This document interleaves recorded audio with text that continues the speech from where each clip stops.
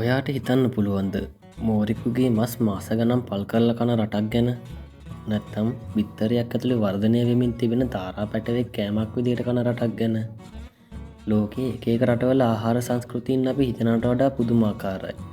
අපිට අමුතු සමහරවිට පිළිකුල් සාගත වගේ පෙනෙන කෑමක් තවත් රටක සාමාන්‍ය ප්‍රනීත ආහාරයක් වෙන්න පුළුවන්.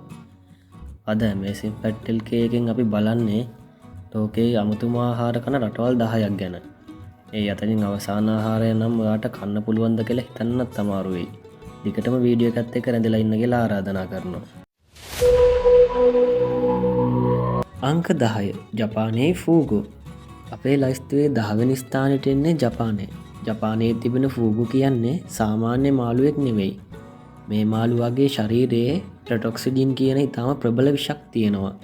ඒ නිසා මේ මාළුව නිසියාකාරයෙන් සකස් නොකළොත් ජීවිතයට පවා අනතුරක් වෙන්න පුළුවන්. විශේෂ පුහුණුවක් ලැබූ චෙෆ් කෙනෙක් තමයි ෆූගු සකස් කරන්නේ.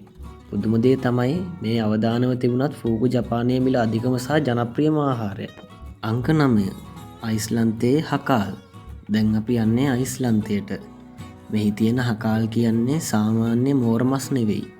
ග්‍රීන්ලන්ඩ් ශාක් මස් විශේෂ ක්‍රමයකට සකස් කරලා දිගු කාලයක් පැසීම වෙන්න ඉඩ හැරලා තමයි මේ ආහාරය හදන්නේ. ඒ නිසා මේ ගඳ ඉතාමත් තදයි. පළමු වතාවට මේක කන බොහෝ දිනෙක පවසන්නේ ගඳ සහ රසය හුරු කරගන්න අමාරු බවයි. නමුත් අයිස්ලන්තයේ මේ ආහාරයට දිගු ඉතිහාසයක් තියෙනවා. අංක 8 චීනයේ සෙන්චරියෙක්. දැන් තියෙන මේ නම අහද්දිත් අමුතුයි. සෙන්චරියෙක්.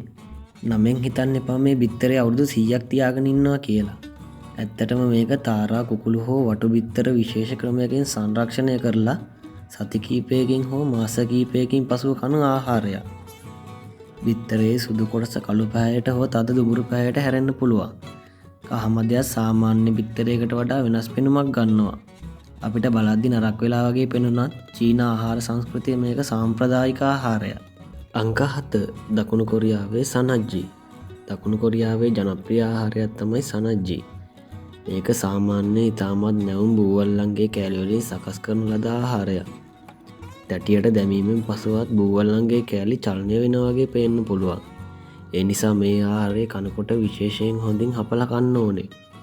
මේ ආහාරයේ විශේෂත්වය තමයි එහි නැවුම් බව සහ හපන විට දැනෙන ස්වභාවය. නමුත් එහි අමු ස්වභාවයක් නිසා කෑමට ආරක්ෂිතව සකස් කිරීම ඉතා වැදගත්. අංක 6 තායිලන්තයේ කෘමි ආහාර. දැන් අපි යන්නේ තායිලන්තයට. තායිලන්තයේ සමහර ප්‍රදේශවල කෘමීන් ආහාරයක් විදියට භාවිතා කරනවා.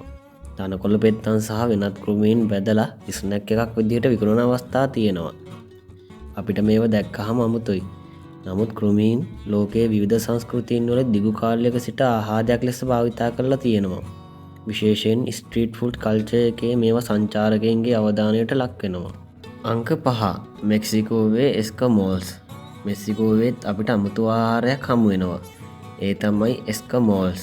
මේවා සාමාන්‍යයෙන් ඇතැම් කුහුඹු විශේෂවල දලමුවන්, කීටයන් සහ කෝෂ මේවා මෙක්සිකානු ආහාර සංස්කෘතියේ ඉතා පැරණි ආහාරයක් ලෙස සලකනවා. සමහරු මේ වාගේ රසය නට්ස් වගේ කියලත් විස්තර කරනවා. අද අපි කුහුඹුවන් දකින්නේ සාමාන්‍යයෙන් ගෙදරින් එලවන්න ඕන සතෙක් විදියට.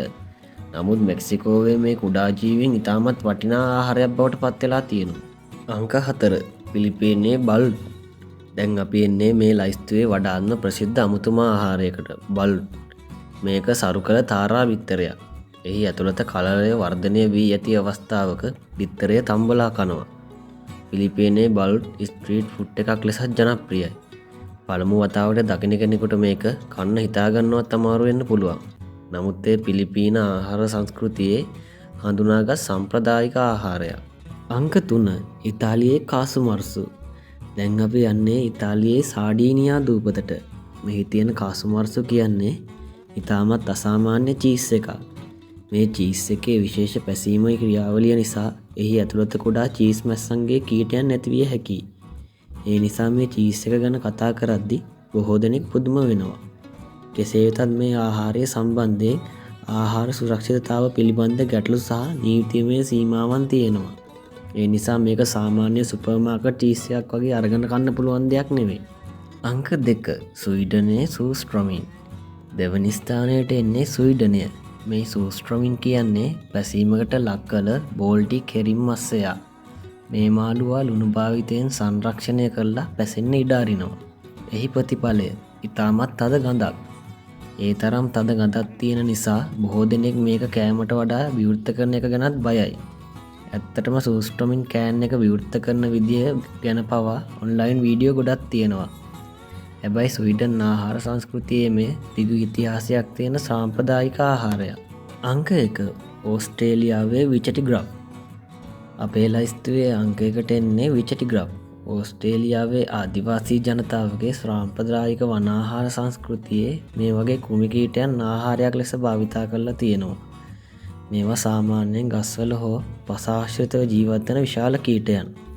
අපිට මේක දකිද්දි කෑමක් කියලා හිතන්නවත් අමාරුයි. නමුත් පාරම්පරික ආහාර සංස්කෘතියක් තුළ මේවා වැදගත් ආහාර මූලාශ්‍රයක් වී තිබෙනවා.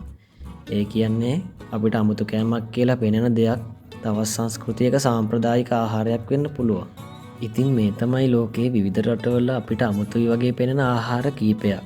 ඔයාට මේ 10න් එකක් විතරක් තෝරලා කන්න අවස්ථාවක් ලැබුණොත් ඔයා තෝරන්නේ මොකද්ද?